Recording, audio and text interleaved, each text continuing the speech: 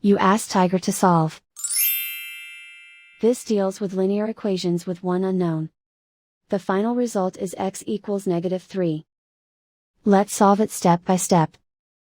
Simplify the expression. Simplify the arithmetic. Swap sides. Isolate the x. Divide both sides by 6. Simplify the fraction. Find the greatest common factor of the numerator and denominator. Factor out and cancel the greatest common factor.